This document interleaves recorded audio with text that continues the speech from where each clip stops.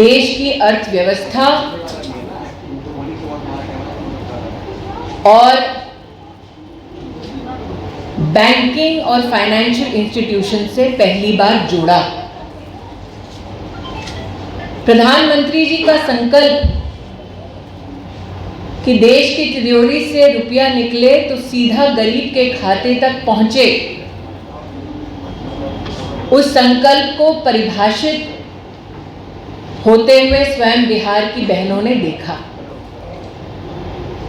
आज जनधन योजना के माध्यम से 3 करोड़ से ज्यादा बहनें बिहार में लाभान्वित हैं। ये हमारा गौरव है। प्रधानमंत्री जी का संकल्प कि डबल इंजन की सरकार के माध्यम से बिहार के हर गरीब परिवार में महिला सुरक्षा और सम्मान की दृष्टि से एक शौचालय बने, उस संकल्प को भी हमने साकार होते देखा है। गरीब महिला की रसोई में धुआं ना हो और उसको भी स्वच्छ ईंधन का अधिकार मिले, उसके अंतर्गत प्रधानमंत्री उज्ज्वला योजना के तहत बिहार में 1 करोड़ 16 लाख बहनों को स्वच्छ ईंधन प्राप्त हुआ। महिलाएं जीवन यापन करें, छोटे से छोटे व्यापार को खुद संचालित करें, इस दृष्टिकोण से जीविका कार्यक्रम के अंतर्गत 11 लाख समूह एनडीए के शासन के अंतर्गत बिहार में आर्थिक रूप से सशक्त हुए। सशक्तिकरण के इसी संकल्प को आगे बढ़ाते हुए रोजगार योजना के अंतर्गत 1 करोड़ 30 लाख खातों में बहनों के लिए पहले चरण में 10,000 की राशि पहुंचाई गई और चूंकि रफ्तार पकड़ चुका है बिहार, फिर एक बार एनडीए की सरकार, चुनाव बाद ये राशि बढ़कर 2 लाख रुपए कर दी जाएगी। महिला न सिर्फ आर्थिक रूप से बल्कि सामाजिक और राजनीतिक रूप से सशक्त हो, इस दृष्टिकोण से भारत की संसद ने प्रधानमंत्री मोदी के नेतृत्व में एक ऐतिहासिक कानून पारित कर महिलाओं को 33% का आरक्षण दिलवाया। तब भी और अब भी महिला विरोधी विपक्षीय दलों ने पुरजोर महिला के सशक्तिकरण के इस अध्याय का विरोध किया, लेकिन एनडीए की सरकार ने इस ऐतिहासिक निर्णय को पारित किया। ये हम कार्यकर्ताओं का गौरव है। आज मैं बिहार की बहनों से ये निवेदन करना चाहती हूं कि अपराध के साये से बिहार को उभारा है एनडीए की सरकार ने, दहशतगर्दों को हराया है एनडीए की सरकार ने, महिला को आर्थिक और सामाजिक रूप से सशक्त किया है एनडीए की सरकार ने। इसलिए पुनः एनडीए की सरकार को अपना आशीर्वाद दें, नरेंद्र मोदी के संकल्प को सशक्त करें और स्वाभिमान के साथ, सम्मान के साथ बिहार का भविष्य रचें। आज यही निवेदन लेकर मैं बहनों के मध्य में आई।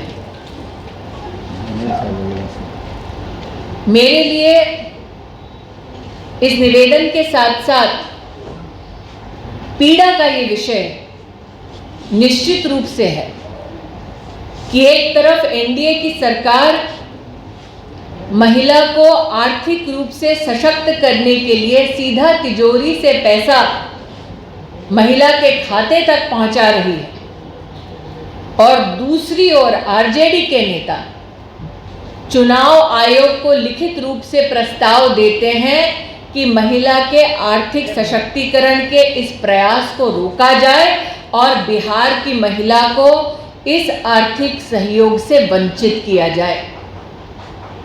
आरजेडी के उस नेता को, आरजेडी की पार्टी को और महाठगबंधन को कहना चाहती हूं कि नरेंद्र मोदी ने ये मुमकिन कर दिखाया है कि बिहार की स्वावलंबी स्वाभिमानी महिला जो आर्थिक सशक्तिकरण के इस पथ पर चल पड़ी है वो ना रुकेगी, ना थमेगी, ना महाठगबंधन के सामने झुकेगी।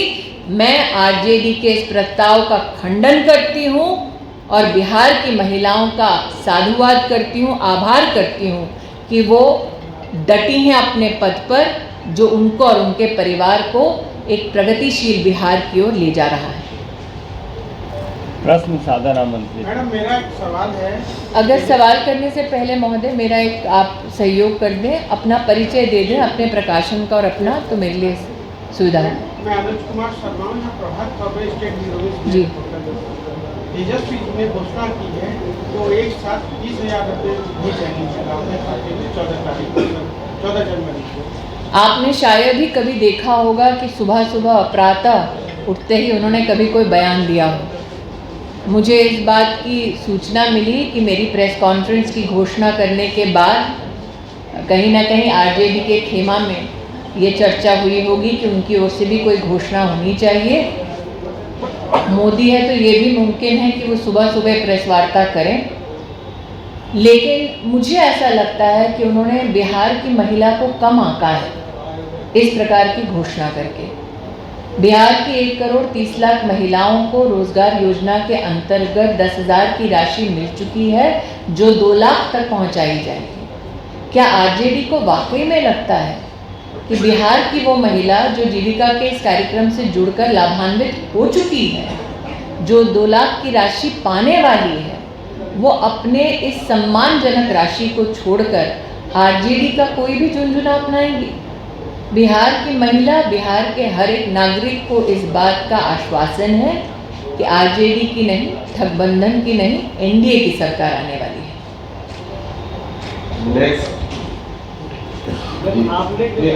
परिचय जी भाई साहब। आपने कहा कि प्रधानमंत्री जी ने धुआं रहित कर दिए गैस देकर के सभी महिलाओं को, लेकिन गैस की महंगाई इतनी 900 रुपये तक चली गई है, क्या इस पर कोई विचार होगा? भाई साहब, आज बिहार में जो आरजेडी नहीं कर पाई वो प्रधानमंत्री मोदी ने कर दिखाया। क्या आपने कभी भी बिहार के इतिहास में गरीब परिवार तक हर महीने मुफ्त का राशन पहुंचते देखा?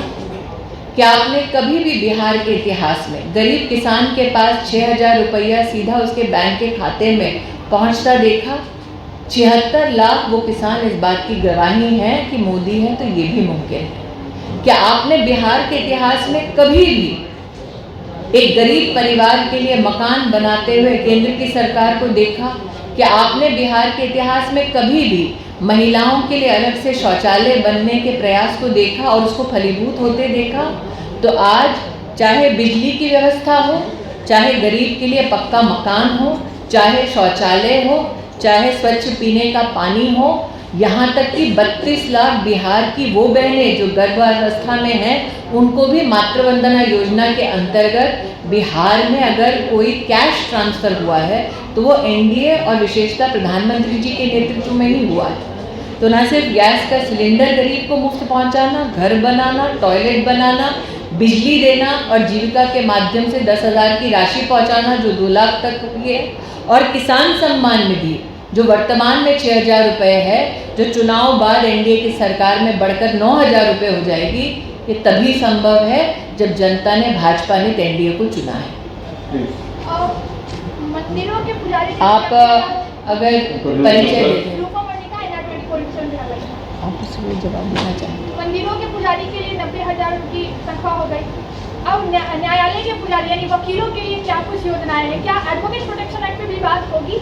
मैं इतना ही कहूँगी, आप सरकार बनने के बाद हर वर्ग, हर समुदाय के जितने भी प्रश्न हैं उनका समाधान निश्चित रूप से एनडीए के माध्यम से ही होगा। बहुत धन्यवाद।